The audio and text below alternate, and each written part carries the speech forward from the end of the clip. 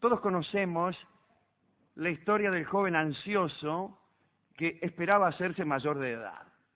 Sus padres le habían prometido ricos obsequios y desde luego soñaba también con una vida de decisiones propias. Pero el día tardaba en llegar y el muchacho no soportaba tanta dilación. Una noche se le presentó un genio y le ofreció como regalo un ovillo de hilo sedoso. Este ovillo evita la espera, dijo el genio. Cuando quieras que algo suceda inmediatamente, suelta un poco de este hilo, que es el tiempo, y el futuro se hará presente. Eso sí, úsalo con mucho cuidado. El joven aceptó el obsequio, tiró del hilo y se hizo mayor de edad en una fiesta deslumbrante. Allí conoció a una jovencita que le dio esperanzas de amor. Entonces, tiró del hilo para que aquellas esperanzas se cumplieran. Se arregló el matrimonio y el joven ansioso siguió desenrollando el ovillo para que llegara el día de la boda. Después tiró del hilo para que naciera su hijo y para verlo crecer, y hubo otros hijos, y sus hijos tuvieron hijos, y todo sucedió sin esperas, gracias al ovillo prodigioso. Una tarde, ya viejo y enfermo, quiso soltar un poco de hilo para aliviar sus dolores. Al hacerlo, vio que el cordel se había terminado. Entonces apareció el genio, que era un genio demoníaco, y le dijo: te dije que lo usaras con prudencia. El hilo es tu vida y tu vida se acabó. El hombre murió. Desde su primer encuentro con el genio había pasado un mes. La historia, entre muchos otros significados, admite este. Casi toda nuestra vida es espera. Vivimos en vísperas perpetuas de sucesos que cuando ocurren resultan ser también vísperas. El barón de Montaigne decía que la persecución de una cosa ya es la cosa, lo cual señala la importancia de la víspera en los placeres del cuerpo y del espíritu. La espera es parte indisoluble del goce, pero solo cobra sentido cuando el goce ocurre. Si no hay placer, si nadie acude a nuestra cita, entonces la espera no forma parte de la cosa, sino que es un tormento independiente. El célebre libertino de Flores, Livio Fornos, negaba la existencia del placer. Para él solo había un deseo creciente y su abolición repentina.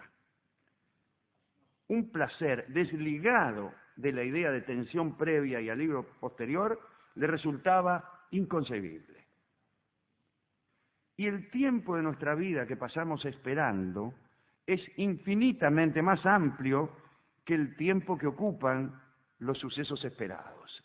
Algunos, como el libertino de Flores, reducen ese tiempo a cero. Pero aunque todo lo que esté fuera de la espera dure poco o nada, esos sucesos son los que resignifican la espera, los que le dan sentido, aunque no duren nada y aunque no existan ni siquiera como vivencia. En verdad, el resultado de la espera ilumina el tiempo que se esperó. En este sentido, el pasado puede ser modificado. Un desengaño modifica la espera, la tiñe de indignidad. El cumplimiento del deseo, en cambio, convierte la espera en placer. Quiere decir que el futuro ilumina el pasado y lo resignifica. Una muerte digna da sentido a una vida miserable y viceversa. Y en el arte, el final tramposo de una novela policial anula cualquier virtud que su planteo pudiera haber tenido. La idea de Livio Fornos acerca de la inexistencia temporal del placer puede aplicarse también al relato, a la literatura. Tal vez solo exista un juego de tensiones y distensiones. El paraíso prometido por el autor no existe. Su aparente llegada no es más que el nacimiento de nuevas tensiones. E incluso el final del relato suele ser también el comienzo de un camino que está incluso fuera del libro. Hay que decir inmediatamente que no cualquier tardanza es espera. El mero paso del tiempo no es suficiente para configurarla. Por empezar, la espera es una actitud consciente y está relacionada con un hecho cuyas características se conocen de antemano, o bien se presienten o se conjeturan. Por eso, los hechos que no reúnan estas condiciones se denominan inesperados. En el arte, la espera puede acortarse o alargarse según las conveniencias del artista. En el cine, un viaje de París a Nueva York puede durar 15 segundos. Un cuerpo que cae desde un balcón puede tardar varios minutos en llegar al suelo. Mi amigo Enrique Raab me contó, tal vez para burlarse de mí, comprendo ahora, que los japoneses no conocían la elipsis y por esa razón sus artes temporales se valían solamente del tiempo real. De este modo, me juró Raab, la película 55 días en Pekín, filmada por japoneses, hubiera durado 55 días. Y la vida del general San Martín, 72 años. Lo que trato de decir es que la espera, junto con la demora, la dilación en sus formas realistas o fantásticas, son un recurso artístico. A veces, una frase brillante o un suceso asombroso necesitan, para causar mayor efecto, de un largo rato previo de aburrimiento. Incluso muchos de nosotros, al observar que nuestra vida parece un largo aburrimiento, nos consolamos pensando que es como el terciopelo negro que servirá para destacar la aparición de un diamante. Claro, muchas veces transcurren los años y el terciopelo sigue y el diamante no aparece. En la música puede inclusive utilizarse la repetición, ¿no?, que a veces señala un espíritu obstinado, pero que en muchas otras ocasiones se propone un efecto hipnótico, adormecedor, del que vendrá a sacarnos algún cambio repentino de ritmo o de armonía. Lo peor que puede suceder en estos casos de espera, ¿no?, es que el espectador, o el lector, o el oyente, ya hayan adivinado lo que va a ocurrir y estén fastidiosos, esperando que de una vez suceda la frase o el sonido que ya todos conocen, menos los personajes de la novela o de la ópera. Nuestro amigo Roland Barthes habla de unidades narrativas o funciones. Esto parece aburrido, pero no lo es. Son en verdad unidades semánticas de contenido, ¿no? Barthes insiste a los gritos en que una función puede ser una palabra, una frase, un fragmento de la narración, un gesto, etc. Y distingue dos tipos de funciones. Las funciones cardinales o nucleares, que son las bisagras del relato. Aquí la acción debe abrir, mantener o cerrar una alternativa indispensable para la continuación de la historia. Esa es la primera función, ¿no?, la función cardinal. Y la otra, que se llama la catálisis, llena el espacio narrativo que separa los acontecimientos que constituyen las funciones cardinales. Es decir, que las funciones cardinales serían los momentos de riesgo del relato, los importantes. Y las catálisis son más bien parásitas y sirven para completar, para rellenar. Es decir, las catálisis son tiempos de espera y las funciones cardinales lo que estábamos esperando. Otro amigo, Todorov, dice que se registran a través del relato 4 situaciones posibles. La primera era la situación de equilibrio. Es cuando no pasa nada. Empieza el relato y no sucede gran cosa. Después, los que él llama procesos de degradación. Comienza algún problema. Estados de desequilibrio, que son los producidos por el proceso de degradación, y procesos de mejoramiento para ver si salimos de pobre. O sea, 4 posibilidades.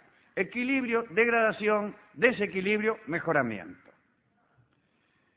Analizaremos utilizando este esquema para ver si funciona, ¿no?, el cuento popular de Pascual Angulo, un cuento de gran difusión en la Argentina. Un señor se llama Pascual Angulo, es un estado de equilibrio inicial, según Todorov. Sobreviene inmediatamente un proceso de degradación que no puede ser evitado, y es este. Los conocidos de este hombre lo escarnecen haciendo rimas infames con su apellido. Nos situamos entonces ante un estado de desequilibrio que es comprobado por el propio señor Angulo. El cuento continúa con un proceso de mejoramiento. El hombre, mediante una serie de trámites legales, intercambia los roles de nombre y apellido y pasa a llamarse Angulo Pascual. Sin embargo, este proceso de mejoramiento no logra su objetivo, es lo que Todorov llama un mejoramiento no obtenido. Las personas, las mismas personas que al oír su nombre, Pascual Angulo, lo ultrajaban con la mayor torpeza, responden ahora ante la fórmula Angulo Pascual con un lacónico te ultrajo igual.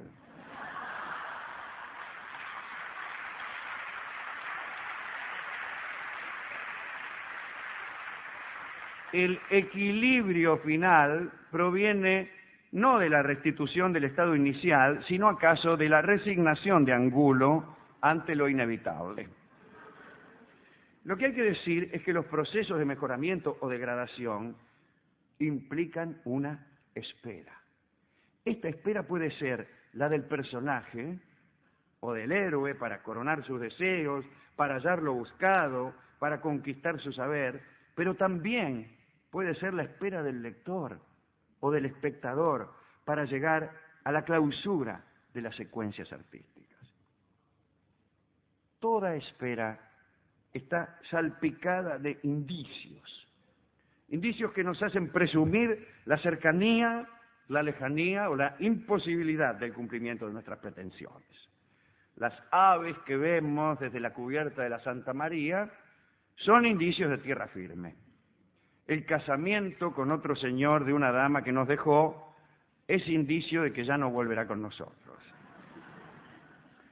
No sería desatinado pensar que la espera se sostiene y se renueva con los indicios positivos. Los horarios del ferrocarril ayudan a sostener la fe de los usuarios. Otros indicios favorables son el paso de un tren en otra dirección, la presencia de otros pasajeros en la estación, las barreras cercanas que se bajan, las señales que habilitan, las vías pulidas por el uso. Por el contrario, indicios negativos, o peor todavía, la falta de indicios, suelen conducir a la interrupción de la espera. Voltaire sostenía irónicamente que el afianzamiento del cristianismo había conducido a la total ausencia de milagros. En el mismo sentido, Unamuno pedía a gritos una señal, una sola, un indicio. Las artes temporales han desarrollado un riquísimo lenguaje de indicios. El cine ha creado inclusive unas huellas que no existen en la vida real. Un grupo de jóvenes en el cine que dicen no creer en vampiros garantizan la aparición de un vampiro. El primer plano de un velocímetro es señal de un choque inminente. Una colección de iniquidades que suceden en una misma casa nos hacen presumir que esa casa se incendiará al final de la película. En la literatura y en el teatro hay incluso obras en donde solamente hay indicios de algo que no va a ocurrir nunca. El presagio, la premonición, la amenaza son ya un mundo que no requiere cumplimientos para ser válido. La ilusión no es un pagaré, decía Wimpy. Así, la antigua idea de que el camino y la meta son la misma cosa encuentra en los más complejos relatos contemporáneos su demostración más refinada. Vamos a citar en esta charla, cuyo tema central es la espera, algunas esperas históricas notables. El compositor Erik Satie conoció allá por 1890 a Suzanne Valadon, una pintora que había empezado como modelo de Renoir y de Toulouse-Lautrec. Suzanne había ejercido el clásico tráfico sexual entre artista y modelo en ambas direcciones. En una ocasión, ella quiso hacer un retrato de Satie y después de varios encuentros se hicieron amantes. Pasaron algunos meses y ella lo abandonó de un modo más bien impreciso, sin cartas, sin golpes de efecto. Satie, como tantos, no alcanzó a percibir su condición de amante efímero y fue desarrollando la convicción de que su amor por la pintora, no por la pintura, sino por la pintora, era eterno. Instalado firmemente en aquella idea, juró esperar a su amada todo lo que fuera necesario. Le escribía cartas, unas cartas en las que caracterizaba la ausencia de Suzanne, que se había ido para siempre, como un provisorio alejamiento y prometía la mayor de las paciencias. Ella nunca le respondió y la verdad es que ya se había hecho amante de un amigo de Satie, llamado Moussis, con quien, según parece, incluso había suprimido la dilación del retrato.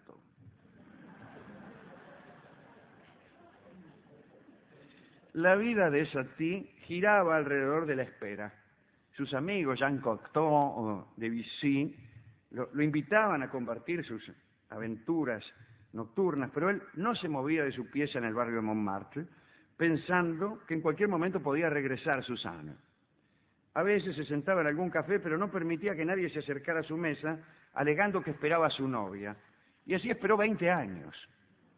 Recién en el último tramo de su vida, abandonó sus esperanzas y se quedó con una cerrada amargura, ayuna de cualquier ansiedad. Otra que esperó fue Julia de Lespinasse, que era una de las más importantes damas de salón de Francia ya por 1760. Era una muchacha hermosa, ¿no? Antes de ser ella misma la dueña de un salón, se había hecho amiga de María de Vichy, la marquesa de Deffand, y anfitriona del salón en donde se reunía la gente más refinada de Francia. Dice el cronista, era un ambiente elegantemente escéptico, irónicamente vicioso, en el que la virtud era considerada como algo ridículo y el vicio consentido y animado. Bueno, allí se manejaba Julia de Lespinasse. Se peleó con su protectora, la marquesa de Deffand, y tuvo su propio salón. A ese salón asistió una noche el conde de Gilbert, que era un coronel que tenía 29 años, era un tipo culto, amable y se enamoró de ella. Tras varias visitas al salón, después de algunos encuentros amorosos, el conde de Gilbert dijo que debía viajar. Antes de partir, sin embargo, tuvo la precaución de prometer su regreso y el casamiento. Dijo, bueno, voy a volver y me voy a casar con vos. Y Julia esperó. No sabemos cuáles eran las verdaderas intenciones del conde de Gilbert, pero la verdad es que no volvió nunca. Julia escribió, le mandaba cartas a distintas columnas militares del ejército de Francia, jamás obtuvo respuesta. Pasaron los años y Julia se enfermó gravemente. La cuidaba D'Alembert, el escritor del prólogo de la enciclopedia, que estaba un poco enamorado de ella, ¿no? Cuando Julia sintió que su vida se acababa, escribió una última carta a su amado, que terminaba así. Adiós, amor. Si contara con algo más de vida, seguiría esperándote. Un día antes de que Julia muriera, apareció el conde. Y ella no lo recibió para no darle el disgusto de verla en la agonía. Al día siguiente, en la madrugada, con voz apenas audible, preguntó, ¿todavía vivo? Y se murió.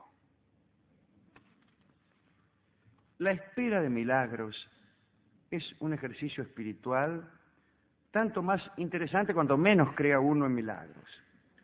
Aunque uno sepa que jamás ocurrirá algo prodigioso, debe esperarlo en forma activa, es decir, preparándose para estar listo cuando ocurra y haciendo todos los esfuerzos para que ocurra. En ese sentido, el que espera a la amada que no vendrá, debe hacerlo vestido de la forma más adecuada, con el laúd bien templado y la voz pronta para cantar el mejor verso. Nuestra razón sabe que no vendrá, pero igual la esperamos. Enemiga de la espera es la traición. La traición torna inútiles nuestras preparaciones. Uno espera que suceda una cosa y sucede otra. Cualquier traición reviste siempre la forma del imprevisto. Para que se configure una traición es indispensable una confianza previa. Y cuanto mayor es esa confianza, cuanto mayor es la vecindad, el amor, el afecto, más detestable y también más perfecta es una traición. En las artes temporales podríamos imaginar unas estructuras donde la confianza y la espera de unos deleites precedieran al desengaño artístico de una resolución inepta o taimada. Sucede mucho en el cine, ¿no? Uno está esperando una explicación soberbia y era un sueño todo. Esa es una traición del director, ciertamente. Como tema dramático, la traición es de una impresionante eficacia. El Dante ubica a los traidores en el ínfimo círculo del infierno. En verdad, el propio Lucifer se halla comiendo con sus 3 bocas a Casio, a Bruto y a Judas, 3 traidores. Por lo demás, el pecado central de Lucifer es la traición. El infierno del Dante es muy ordenado, ¿no? De modo que se establecen diferencias entre los traidores a la patria, los traidores a sus bienhechores, a los huéspedes, etc. Después del sitio de Ravenna, Teodorico, el rey de los ostrogodos, y Odoacro, el rey de los érulos, pactaron una reconciliación. Los 2 reyes iban a reinar juntos en Italia. Se iban a repartir el poder y las riquezas de aquella región. Para festejar el fin de las matanzas, Teodorico organizó un banquete en el que participarían todos los soldados de los 2 ejércitos. Y para evitar cualquier actitud sectaria, Teodorico propuso que los hombres se sentaran alternadamente, de modo que cada ostrogodo tuviese a su lado a 2 érulos y cada érulo estuviese franqueado por 2 ostrogodos. Los hombres comieron y bebieron y después disfrutaron de un espectáculo de bailarinas y acróbatas, y en determinado momento sonaron unas trompetas y cada ostrogodo apuñaló a su vecino de la izquierda. 3.000 guerreros érulos murieron en ese mismo momento. El propio Teodorico se arrojó sobre Odoacro y lo apuñaló. Solo se salvó un érulo, un príncipe de 7 años al que le perdonaron la vida. Y esa fue la traición de Ravenna. En Nueva York, el pistolero Sam Taylor tenía por costumbre asaltar bancos. Lo hacía conforme a unos procedimientos rápidos y eficaces, de modo tal que la policía no podía echarle mano. Sus apariciones eran sorpresivas y sus huidas instantáneas. El joven periodista Jimmy Olsen entró en sospechas y se hizo amigo de Taylor. Y le presentó incluso a su hermana. Durante largos meses, Taylor y Olsen se ven todos los días, comparten reuniones familiares, ingresan en terrenos de afecto y de confianza, pero Olsen lleva consigo una grabadora y registra unas confesiones que Sam Taylor le hace en una noche de copas. Finalmente Olsen invita a Sam Taylor a su casa y avisa a la policía que venga a detener al ladrón de bancos que están buscando. Sam Taylor es detenido. Olsen presenta las grabaciones como prueba, el diario donde él trabaja obtiene la primicia y toda la ciudad de Nueva York saluda a Jimmy Olsen como el héroe del momento, ya que permitió la detención de un verdadero enemigo público. Sam va preso y Jimmy triunfa. Y aquí termina la historia. Pero yo sueño con un cielo en donde Dios perdona a los ladrones, pero no a los traidores y alcahuetes.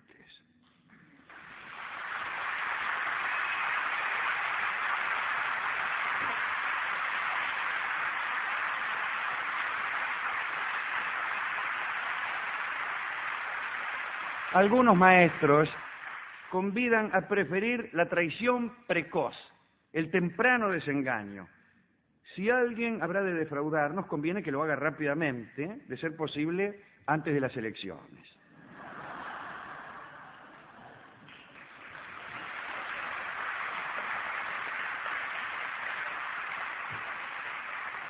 Se trata de reducir al mínimo el periodo de confianza, de afecto y de promesas para no realizar las costosas inversiones que estos sentimientos presuponen. Es decir, si nuestra amada ha de irse con otro, será preferible que lo haga al día siguiente de conocernos y no mucho después, cuando ya hemos dado el alma, el corazón y acaso un chalecito.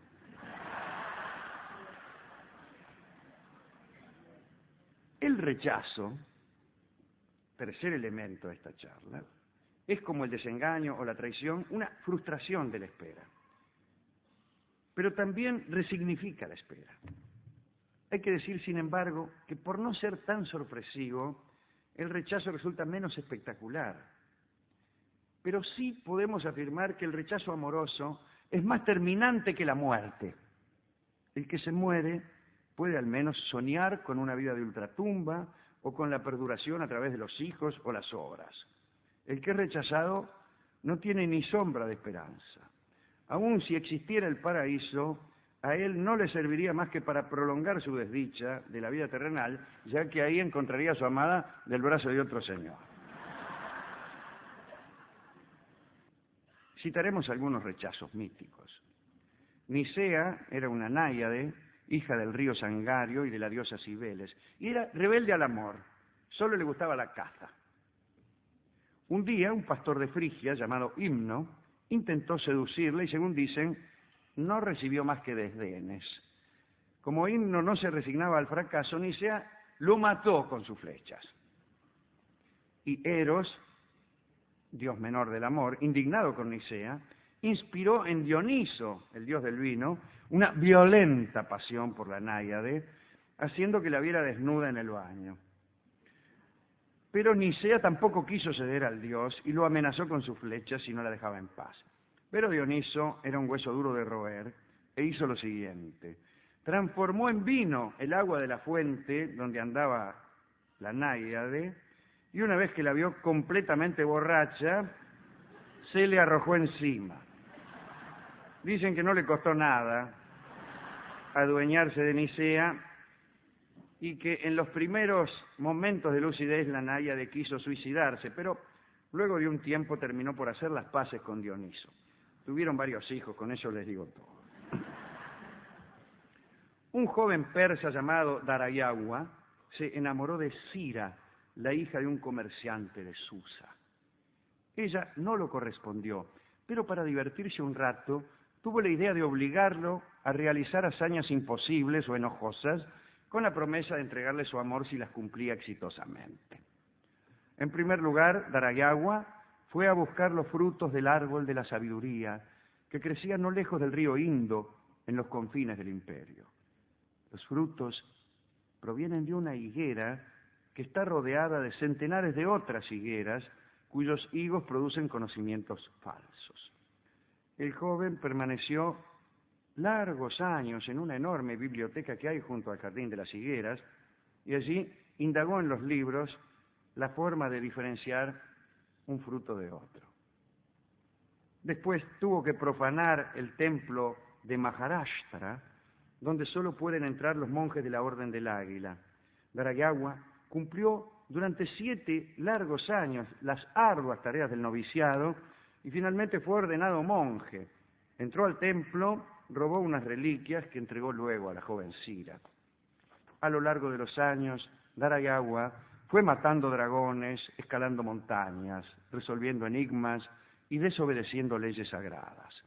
A cada hazaña cumplida, Cira le encargaba otra, prometiendo que sería la última. Finalmente, ella le dijo que nunca lo amaría.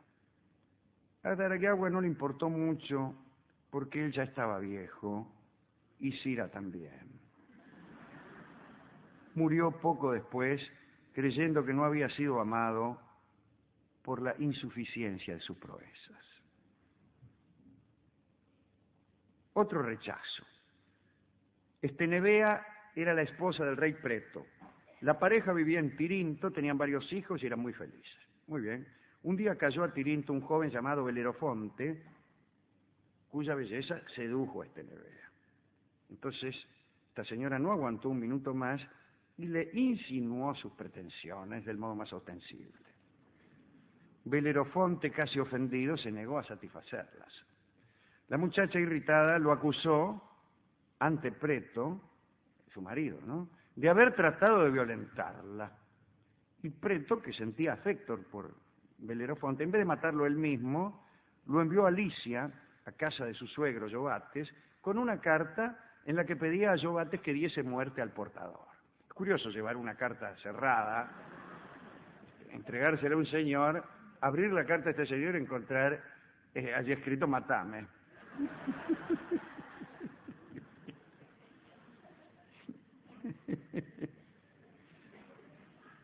Por eso hay que abrir las cartas de las que uno es portador.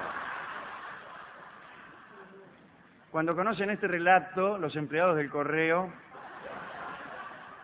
se detienen en cada esquina al leer las cartas que van a entregar, para evitar ser muertos por cualquier portero. Cuando leyó la carta, Iobates tampoco quiso ensuciarse las manos, y entonces ordenó a Belerofonte unas hazañas imposibles de cumplir. Le dijo: andá y matame a la quimera, aquel monstruo con cabeza de cabra y cuerpo mitad león, mitad dragón. Iobates creía que jamás Belerofonte podría acabar con ese ser terrible, pero el muchacho montó sobre el caballo alado Pegaso, aquel tordillo volador que todos conocen, y elevándose por los aires, se precipitó sobre la quimera y la mató de un solo golpe. Iobates después lo mandó a luchar contra las amazonas, contra los ólimos, contra un ejército que él mismo armó, y Belerofonte hizo una carnicería con todos esos. Entonces Preto comprendió que aquel héroe tenía algo de divino y, lleno de admiración, le mostró la carta en donde se le ordenaba matarlo, lo invitó a quedarse en su reino y le presentó como yapa a su hija Filonoe, que era convenientemente joven y hermosa. Quiere decir que este rechazo, por ser un rechazo virtuoso, terminó bien. Un prodigio clásico es acortar la espera. Ya hemos señalado los recursos artísticos, ¿no? La elipsis, la alteración cronológica, el resumen, el simple salto de páginas. La vida real también muestra infinidad de recursos. La historia de la tecnología tal vez no es otra cosa que un continuo acortarse de las esperas. El avión, el teléfono, los fertilizantes, las lociones capilares, los laxantes, merecen ser citados, ¿no?, en esta charla. Me detendré, sin embargo, en un elemento que está a mitad de camino entre la ficción y la realidad y que al parecer sirve para no esperar mucho y más aún para no esperar en vano. Estoy hablando de los filtros amorosos, de los gualichos, de las pociones destinadas a enamorar. Los filtros amorosos se proponen la persuasión química. Se trata de influir sobre la voluntad ajena e instalar en ella unos deseos, unas convicciones, una estética que resulte provechosa para nuestros fines. Generalmente se trata de líquidos que deben ser bebidos por la víctima, aunque en algunos casos pueden ser administrados por inhalación, por simple contacto o por otras formas aún más exóticas. Casi siempre es preferible que la persona elegida ignore que ha tomado un elixir. Conviene mezclarlo con bebidas de uso común para que el afectado crea que sus ansiedades provienen de unos fenómenos soberanos. Algunos filtros producen efectos solamente temporarios. Las pasiones despertadas duran un tiempo y luego la víctima vuelve a su interior indiferencia o rechazo. Otros filtros más peligrosos son definitivos y así el damnificado sigue firme en su pasión cuando el que lo embrujó incluso ya se ha cansado. En el antiguo Egipto, un joven noble llamado Imhotep se enamoró de la menor de las hijas de un general de Tebas. Consultó a unos hechiceros que habían llegado del Delta y estos, después de averiguar el nombre secreto de la niña, le prepararon un filtro de amor perpetuo que con toda malicia disimularon en el interior de una golosina. Imhotep se las compuso para obsequiar a la muchacha con el avieso manjar y al poco tiempo ella lo amaba con furor. Se encontraron varias veces en unos oscuros jardines vecinos al río. Muy pronto el amor de Imhotep, que provenía solo de su carácter apasionado y de su juventud, se fue apagando. Pero las pasiones despertadas por los filtros mágicos son mucho más pertinaces. Y la muchacha seguía ardiendo. Ella usó incluso el poder de su padre para casarse con Imhotep. Y el muchacho, atemorizado, no tuvo más remedio que ceder. Luego vinieron años infernales. Ella lo perseguía continuamente. Besaba sus pies en los pasillos, lo acariciaba íntimamente en los banquetes, demandaba su pasión 6 o 7 veces por jornada, le hacía obsequios superfluos y enojosos y ordenaba a los tañedores de cítara que cantaran canciones en su honor y lo golpeaba o lo arañaba, víctima de unos celos que abarcaban a todos los seres vivos de las 2 regiones del Nilo. Imhotep trató de encontrar a los hechiceros que le habían preparado el filtro, pero estos ya habían regresado al delta. Consultó entonces a los sacerdotes del templo de Amón, en Luxor, quienes, después de amonestarlo por su trato con los magos, le juraron que no había remedio para su mal y que en todo caso su vejez o la de su esposa iban a atenuar los fuegos que tanto lo molestaban. Entonces sucedió algo que empeoró las cosas. Una bailarina de Cabiros se enamoró de él y, según parece, lo hechizó con algún elixir de amor. Se encontró con ella varias veces en aquellos jardines secretos, pero una noche, saciada su lujuria, aquella mujer se embarcó y no regresó jamás. Imhotep, abandonado por la mujer que amaba y acorralado por la que no podía amar, se quitó la vida con una espada en los jardines oscuros vecinos al Nilo, bajo la luz indiferente de las estrellas. Más allá de las esperas individuales, puede hablarse de una espera colectiva, de un sentido histórico de la espera. Algunos pueblos o algunos filósofos tienen una idea lineal y determinista de la historia. De este modo, todos los sucesos se van encadenando para generar un último acto, un colofón del universo, el fin de los tiempos. Fin que, desde luego, confiere a la historia un claro sentido de espera y preparación. Ahí está el juicio final del cristianismo y del Islam. Los mitos escandinavos también preparan un final, pero es un final más bien frustrante, ¿no? El Ragnarok, el ocaso de los dioses. Las profecías dicen que primero llegará un terrible invierno, que es en realidad la suma de 3 inviernos consecutivos. Los hermanos se matarán entre sí, los nombres de padre y de hijo se olvidarán en la matanza, el lobo devorará al sol, otro lobo devorará la luna, no quedarán estrellas en el cielo, se soltará de sus cadenas el lobo Fenris, la serpiente mundial agitará el mar inundará la tierra, saldrá a navegar aquella terrible nave, la nave Nakflar, que está hecha con las uñas de los muertos y que conduce a las fuerzas del mal. Para que el Ragnarok no llegue, los escandinavos le cortaban las uñas de las patas a los muertos, para que no pudieran llegar al fin de la construcción de la nave terrible, ¿no? Odín, en aquel día del Ragnarok, iba a ser devorado por el lobo Fenrir, y el lobo Fenrir iba a ser muerto por Vidar, que le iba a poner un zapato en la boca. Pero ese zapato estaba hecho con los cueros que los zapateros tiraban. De modo que era deber de todo zapatero desperdiciar mucho cuero para permitir la construcción de aquel botín que iba a matar al espantoso lobo Fenris. Los dioses y los hombres saben que esto ocurrirá, pero acá hay una espera de sentido negativo, ya que todos trabajan para demorar estos sucesos todo lo posible, ya sea cortando uñas de muertos o tirando sobrantes de zapatero. Como se ve, toda profecía convierte el tiempo en espera. Cuando el oráculo señala una catástrofe en el futuro del héroe, el héroe empieza a esperar y a prepararse. La espera es siempre preparación. Otras cosmologías intimidan con la magnitud de los tiempos. Según los hinduistas, hay una montaña que tiene 100 millas de alto. Una vez cada 100 años, un pájaro roza apenas con una de sus suaves alas la cima de la montaña.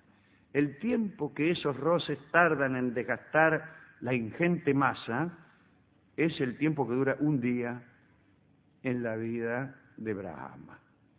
Acerca de los plazos de la espera existen distintas opiniones. Antoine de Saint-Exupéry, o al menos su inevitable personaje, declaran que es indispensable conocer la duración de la espera. En el memorable capítulo 21 del Principito, el zorro declara que prefiere que sus amigos lleguen siempre a la misma hora. Cito: si vienes, por ejemplo, a las 4 de la tarde, comenzaré a ser feliz desde las 3. Cuanto más avance la hora, más feliz me sentiré. A las 4 me sentiré agitado e inquieto. Descubriré el precio de la felicidad. Pero si vienes a cualquier hora, nunca sabré a qué hora preparar mi corazón. Para Roland Barthes, es absurda la espera cuyos plazos uno conoce. Una espera noble, dice, sucede cuando los horizontes son inasequibles. Nadie sabe cuándo ella vendrá. El ausente casi no participa de la espera ajena. No impone ni sugiere plazos, solo no está. Me parece que yo también prefiero las esperas que no tienen plazos, las esperas con signos de esperanza o de frustración, y aún las más sórdidas, en donde la ausencia del ser amado es completa y donde no hay ni la más mínima señal del que no está. Señal ominosa entre todas las señales, la ausencia de señales. Pero Barthes también afirma que el discurso de la ausencia lo pronuncia siempre la mujer. La mujer es sedentaria y el hombre es cazador. El que está ausente, dice Barthes, es el hombre. Dice también Barthes que la espera es un encantamiento, que uno recibe la orden de no moverse. Se queda encerrado en su pieza como Eric Satie, esperando un imposible llamado, como dice el tango Soledad. Barthes distingue entre la angustia pura, que consiste en quedarse en un sillón sin hacer nada, y las impurezas de la angustia, en donde aparecen diversiones, asuntos que son momentos perdidos para la espera. Estas serían impurezas de la angustia. Y relata también un cuento chino. Un mandarín de Hancheu estaba enamorado de una cortesana, y un día ella le dijo: seré tuya cuando hayas pasado 100 noches esperándome, sentado sobre el banco que hay en el jardín bajo mi ventana. El mandarín aguardó durante 99 noches, sentado en el banco, soportando lluvias, vientos y heladas. Después se levantó y se fue. Una espera caprichosa es una espera lamentable y digna de ser eludida. Ya en el final, señalamos que esperar novias, y especialmente novias potenciales, es una actividad en la que todos los matices de la espera se manifiestan en el curso de breves minutos. Al principio solo hay ansiedad y en todo caso algunas prolijidades menores, como la ingestión de pastilla de menta o la limpieza de uñas con tarjetas de crédito. Pero si llega la hora estipulada y la dama no aparece, uno empieza a ser dominado por la duda. ¿Son en realidad las 7 de la tarde? ¿Nos habíamos citado a las 7 de la tarde? ¿Era esta la esquina donde debía esperarla? ¿Era hoy la cita? ¿Habrá venido antes que yo y se habrá ido? Por lo demás, uno no sabe hacia dónde mirar. ¿De qué lado vendrá? ¿Será aquella sombra que se acerca a unos 200 metros? Por lo general, estas sombras se van pareciendo menos a la que esperábamos mientras más cerca están, ¿no? Hasta que se revelan definitivamente como desconocidas.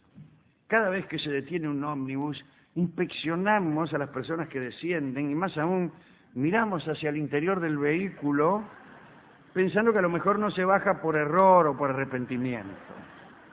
En la vereda de enfrente una señorita está esperando. ¿Será ella? Ya son las 7:15. Seguramente estará molesta. Cruzamos a la carrera solo para comprobar que la dama es otra desconocida. Pero también comprobamos que la avenida es ancha y que no hemos estipulado en qué vereda esperaremos. A las 7:20 ponemos plazo a nuestra dignidad y decidimos irnos a las 7:30. Al mismo tiempo vamos desarmando los mecanismos de preparación de nuestro cuerpo y de nuestro espíritu. Después de todo no era tan linda. A las 7:25 no nos molesta tanto cuánto tarda en llegar la dama, sino cuánto tardan en llegar las 7:30.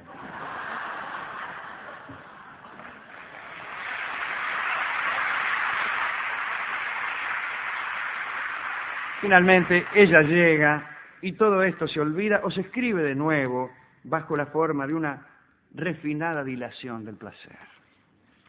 Ya en el final de la charla comprobamos que acaso solo ha consistido en una modesta teoría de la desilusión. La experiencia indica que casi siempre ocurre lo deforme, lo desatinado, lo injusto. Ante esa comprobación, los espíritus burgueses tienden a abandonar la espera o a convertirse ellos mismos en agentes del rechazo y la traición. Presiento oscuramente que las almas nobles tienden a desarrollar un sistema de afectos, dignidades e inteligencias que funciona aún sabiendo la inutilidad de sus esfuerzos. Tal vez no llegará el Mesías, pero mientras no llega, haremos versos, haremos ciencia, besaremos a nuestras novias y dormiremos la siesta con nuestros hijos. Mientras se aproximan las fuerzas que habrán de destruirnos, nosotros procedemos como si hubiéramos nacido para un destino más digno. Chejov, que ejercía una trivialidad deliberada, ha dicho en una carta a Suvorín: la gente cena y al mismo tiempo logra la felicidad o destroza su vida. Nuestra condenación o nuestra salvación están ocurriendo ahora. Esta charla también ha sido una espera. La espera de una revelación que finalmente no sucedió. Pero tal vez, mientras esperábamos, algunos modestísimos goces hemos recibido. Es posible que nuestro cuerpo y nuestra mente estén preparados solo para proyectarse hacia lo que no es, solo para desear lo que no está, solo para inclinarnos hacia el porvenir. Sin embargo, si es que hay que elegir lo que se espera, yo elijo, si me permiten, la más imposible de las esperas. Espero el pasado. Ahorro para el pasado. Aguardo trenes que ya se fueron, novias que ya son ajenas, amigos que ya se han muerto. La espera no es vana ni pasiva. Lo poco de bueno que hay en mí es lo que hago preparándome para esos encuentros que no sucederán nunca. Muchas gracias.